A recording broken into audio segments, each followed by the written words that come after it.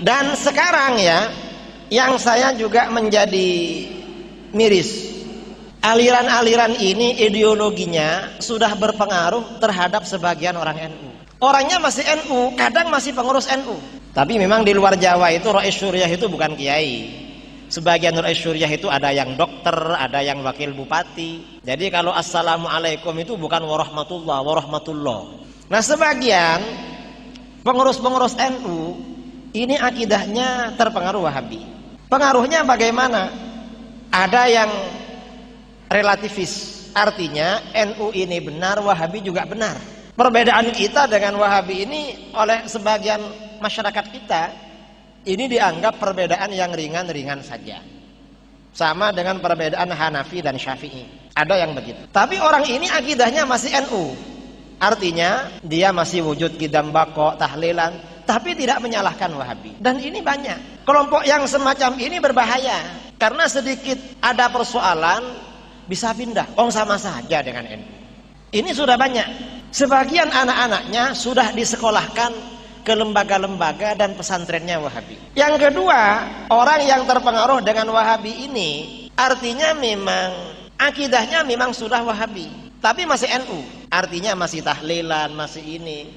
Cuma secara akidah sudah tidak Asy'ariyah, sudah tidak Ahlus Sunnah wal Jamaah. Ini banyak terjadi. Kadang-kadang mungkin karena mereka ini sering nonton TV Roja, akhirnya mereka pola pikirnya itu Wahabi. Kalau berdialog, kamu gimana kalau ada persoalan? Ya terserah yang ada di langit. Padahal kalau Ahlus Sunnah ini kan qiyamuhu bi nafsihi, Allah tidak bertempat. Tapi ini sudah mengatakan Tuhan ada di langit. Kadang lebih halus lagi, terserah yang ada di atas. Kadang tangannya sambil nunjuk yang ada di atas. Lah atas jadi emah. Memuji kepada Allah, memuji kepada Allah, memuji kepada Allah, memuji kepada Allah. Ya ini gara-gara pengaruh pengaruh dari Roja TV, TV Wisol, ini dan lain sebagainya. Karena pengaruh TV-TV ini. Sallallahu alaihi wasallam, wa syarrul umuri muhdatsatuha wa kullu muhdatsatin bid'ah wa kullu bid'atin dhalalah wa kullu dhalalatin finnar. Afwan, Ustaz tolong ceritakan bagaimana antum dari seorang titik-titik hingga berhijrah ke manhaj salaf. Hadirin sekalian, saya dulu itu sejak kelas 2 SMA sudah mendakwahkan ya aneh-aneh itu. Dari mulai tahlilan, wal yaslamatan, wal yasinan, wal macam-macam ya. Bahkan saya sejak umur sanawiyah kelas 2 itu sudah hafal berjanji tiba sama manaqib. Karena dulu saya diancam mbah saya, kalau kamu nggak hafal berjanji nggak iso dadi kiai. Padahal saya itu pengen jadi kiai dulu itu ya. Akhirnya saya hafal ya, berusaha untuk mati-matian hafal. Alhamdulillah sekarang nggak hafal ya, tapi ingat dikit-dikit. Biasanya kalau malam Jumat Legi itu ya, itu kan aksen tibaan ya. Yabdadi'ul imla bismiddatil aliyah mustadiran faydhal barakati ma anallahu wa awla. Allah. Itu kan gitu biasanya jawabannya. Itu banyak baitnya. Terus qiyam. Salli ala Muhammad, salli alaihi ya Nabi salam alaika. Itu udah seneng itu. Biasanya kalau sudah qiyam biasanya sebentar lagi selesai, biasanya berkati keluar itu. Seneng itu berkat. Namanya berkat seamrek-amrek nggak kuat ngangkat itu kan gitu. Asyraqal, ini makanya kata orang Jawa serakalan. Karena ada kalimat asyraqal.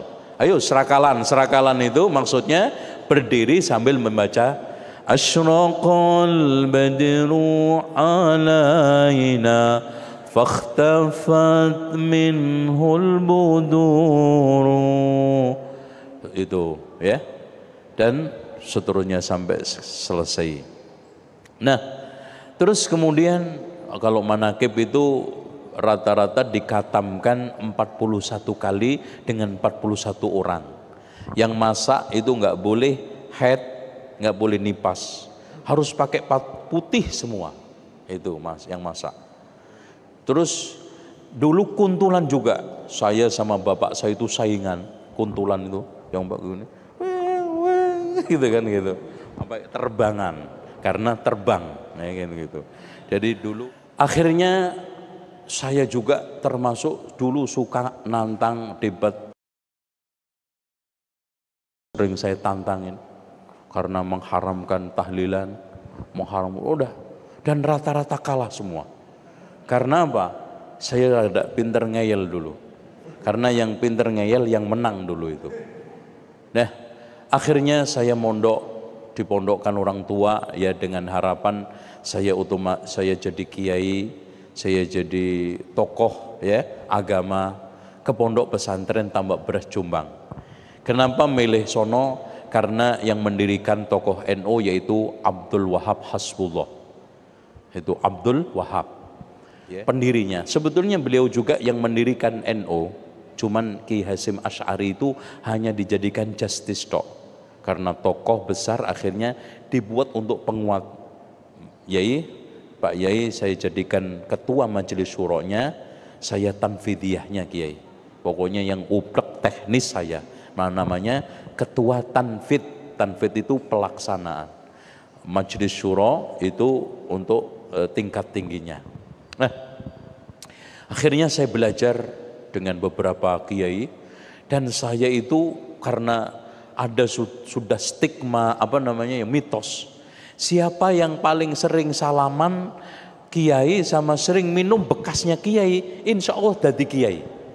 Aneh itu paling rajin minum bekasnya kiai. Pokoknya kiai habis ngaji itu saya yang pertama kali jeruntul duluan, ambil ini ya, langsung saya minum, masya Allah.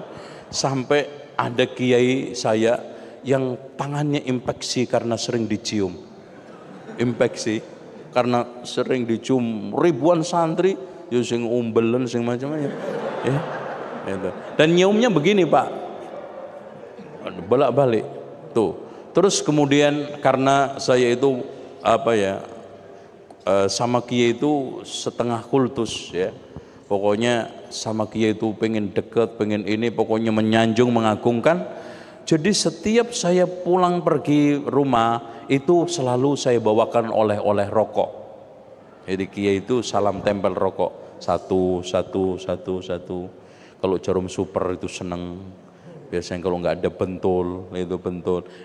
Dulu itu sing rokok kretek apa? Iya bentul merah ya. Gudang garam merah ya, itu paling enggak itu ya. Tuh. Nanti itu namanya sowan itu habis liburan datang pamit lagi ingin belajar. Kompleknya pondok saya namanya Komplek Sunan Giri.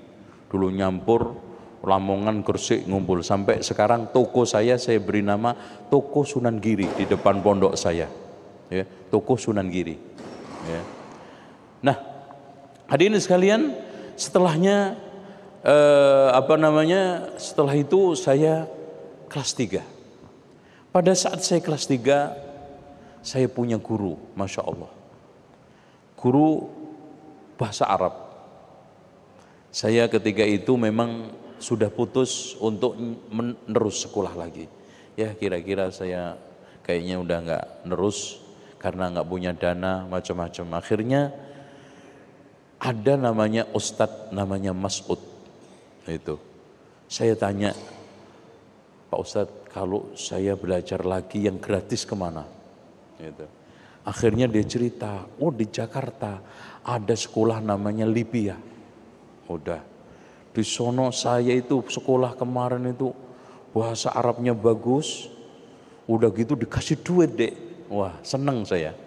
Udah akhirnya saya penasaran cari info yang namanya Libya, dicari dari pondok seperti itu pasti ngeblank ya. Kalau pondok-pondok yang seperti ini gampang, gimana caranya untuk dapat informasi ini?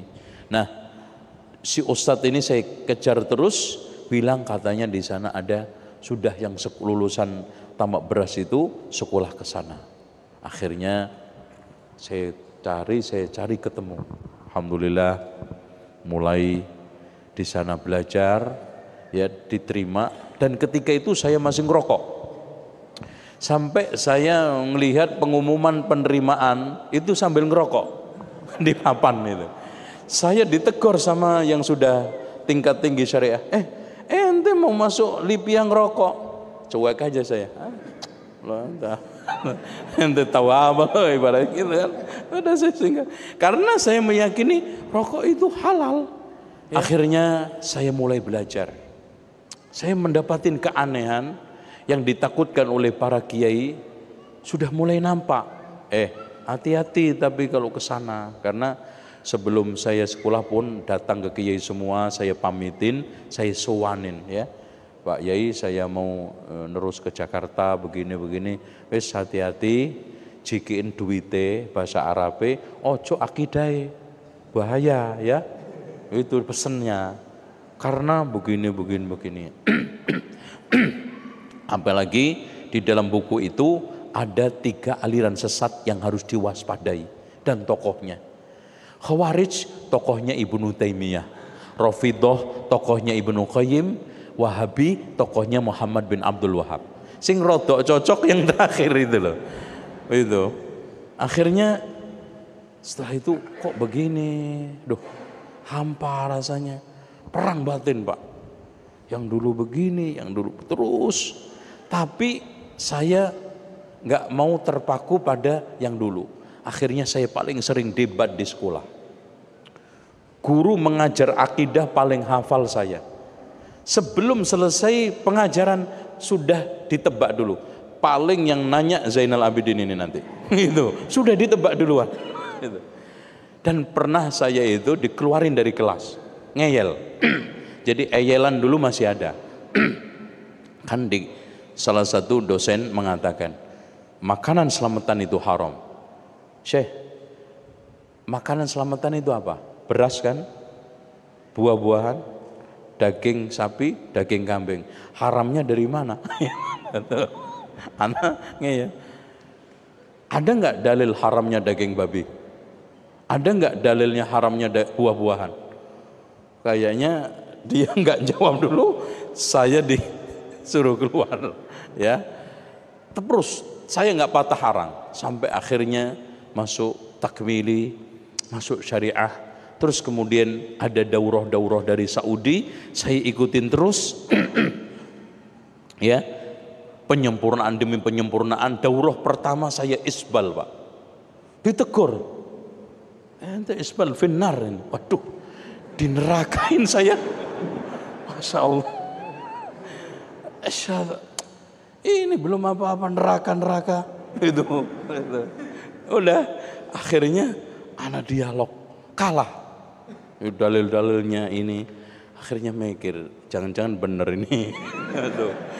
Akhirnya saya coba untuk kaji terus. Iya ya, Rasulullah mengatakan benar, tapi kiai saya dulu kenapa isbal semua? Nggak isbalnya cuma sarungan. Kalau sarungan nggak isbal mereka, pada cingkrang memang. Semua kiai kalau sarungan sunnah semua, iya cingkrang. Kalau ini yang pakai celana itu yang repot, ya. Tuh. Walhasil materi demi materi pengamalan, apalagi ketika kos, saya tiap hari dialog sama kakak kelas saya tentang tahlilan, yasinan, selamatan, tiap hari dijelek-jelekin, mangkel saya terus terang Pak. Dan saya ya wajar, ya saya wajar aja kalau ada teman-teman sekarang seperti itu, ya nggak jauh-jauh seperti saya. Saya itu seperti ini kan di Libya aja 7 tahun Pak, itu tiap hari. Bagaimana yang nggak sama sekali, yang ngaji cuma sebulan sekali, ya butuh 50 tahun. Itu baru ngeh tahlilan nggak boleh, itu kan. Akhirnya kok seperti ini ya yang benar. Alhamdulillah. Cuman Pak, yang tidak diketahui siapapun, saya harus keluar dari dunia perdukunan. Selama 3 tahun saya perang dunia lain. Maaf, dunia lain itu saya kalau tidur nggak pernah bisa les, tapi nggak pernah melek. Selalu ada aja. Itu sampai 3 tahun. Ngeluarin ini, ruqyah ini. Tapi nggak pernah ada orang yang tahu. Ya. Dan orang dekat pun termasuk orang tua saya. Ya. Karena dulu saya mulai merdukun itu kelas 2 SMA. Karena dukun itu menjadi alat bagus untuk dakwah sambil dukun gitu loh Pak. Itu kan kayak wali songo, jadi kan hebat gitu loh. Kan sambil dakwah bisa ngobatin orang, megang tok aja ngelune hilang, itu kan gitu. Masya Allah, seneng orang. Akhirnya hilang lepas, saya mendapatkan panggilan untuk melanjutkan sambil dakwah ke Riyadh, katanya bisa ketemu Syekh bin Baz. Saya membayangi Syekh bin Baz itu kayak apa, ya. Ya Allah, nanti bisa ngaji enggak itu. Akhirnya bulan pertama, kedua mulai bisa ketemu ngaji di rumahnya. Ya, Masya Allah, ternyata tidak saya bayangkan.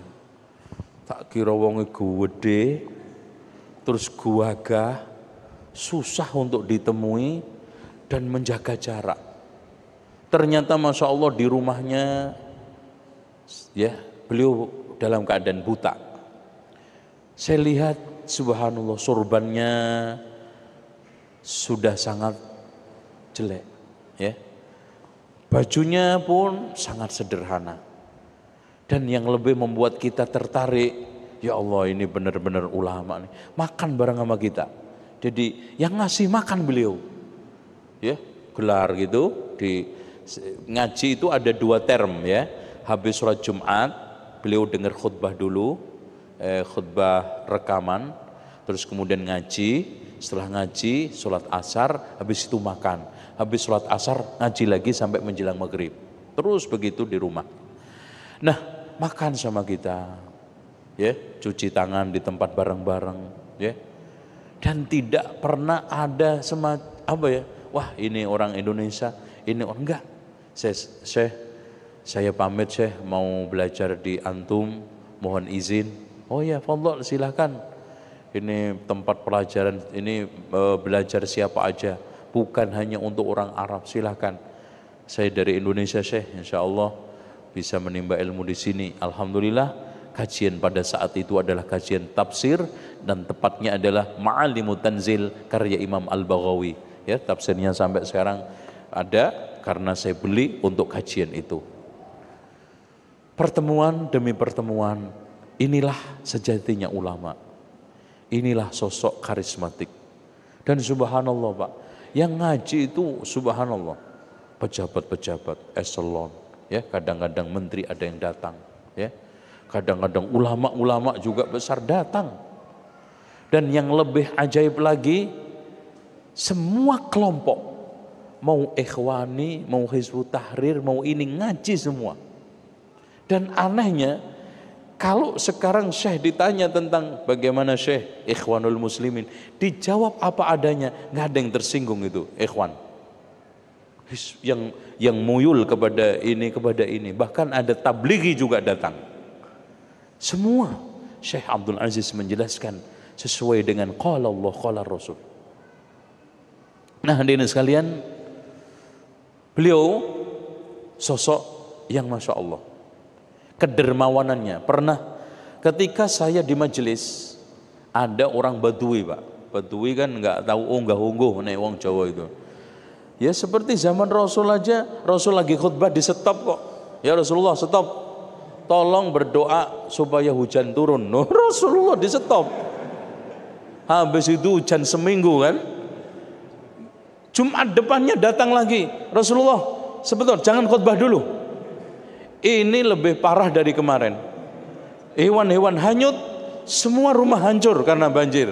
Tolong ya Rasulullah, doa kepada Allah, sedang aja hujannya. Lah itu kalau nggak Badui nggak berani Pak, nggak berani. Abu Bakar coba nyetop Rasulullah, nggak berani. Nah ini sama. Syekh, afwan Syekh, ana punya hutang 150.000 rial, bukan rupiah loh Mas. ya, real. Saya punya konflik, saya punya masalah sama keluarga saya. Saya kalau tidak bayar ini Syekh, masuk penjara. Gini aja, kamu sama keluarga kamu datang semua, 150.000 nanti saya yang nanggung.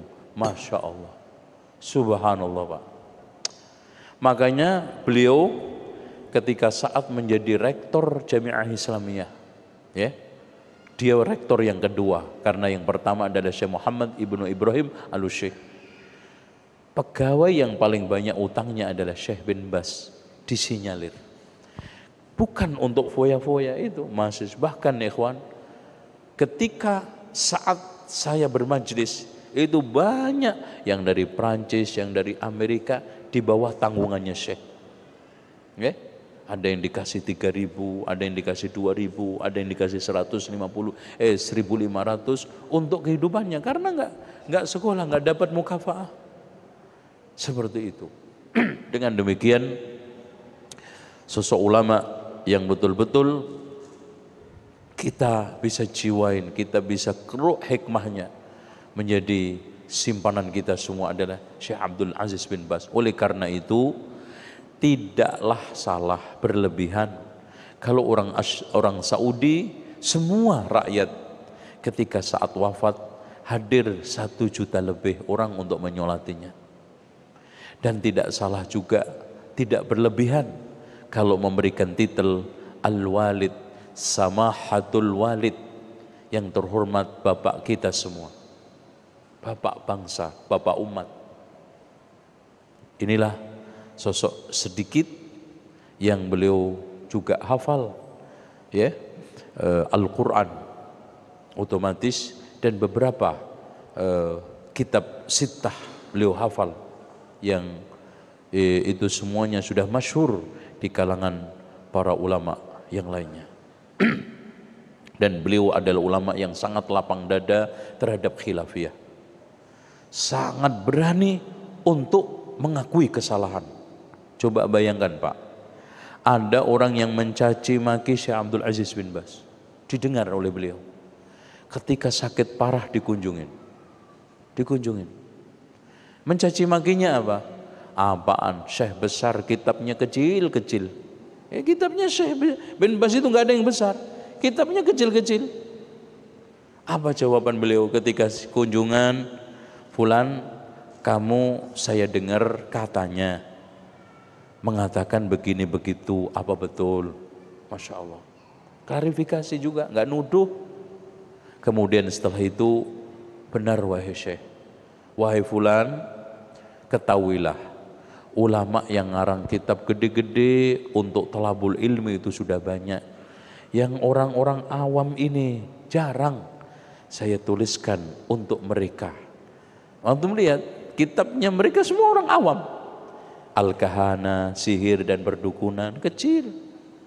3 masalah sifat sholat, toharoh, ini Masya Allah. Ini Syekh Abdul Aziz bin Baz rahimahullahu ta'ala. Semoga Allah subhanahu wa ta'ala menempatkan beliau pada tempat yang mulia. Dan itulah yang mengilhami keagamaan saya sedikit dan memberikan suatu pencerah dakwah saya, walaupun saya tidak mengaku sama sekali murid, ya, sama sekali. Saya hanya pernah ketemu, dan pertemuan itu saya hanya berharap menjadi saksi nanti di hari kiamat untuk saya, membela saya. Kalau murid, Masya Allah Pak, murid itu butuh ini, tapi pernah ketemu sama beliau, sama Syekh Abu Bakar Al-Jazairi juga, Syekh Abdullah Ibn Jibrin. Cuman Syekh Utsaimin belum sempat ketika itu. Alhamdulillah, masyayikh 3 ini yang banyak, terutama Syekh Abdul Aziz bin Baz, memberikan pengarahan sehingga saya semakin yakin terhadap manhaj yang mulia ini. Dan akhirnya saya lebih berani tegas untuk meninggalkan, bukan hanya saja meninggalkan, mengajak teman-teman. Bukan hanya itu aja, saya berusaha semaksimal mungkin menunjukkan taubat saya dengan menjelaskan tradisi-tradisi yang menyimpang, walaupun tantangannya berat sekali.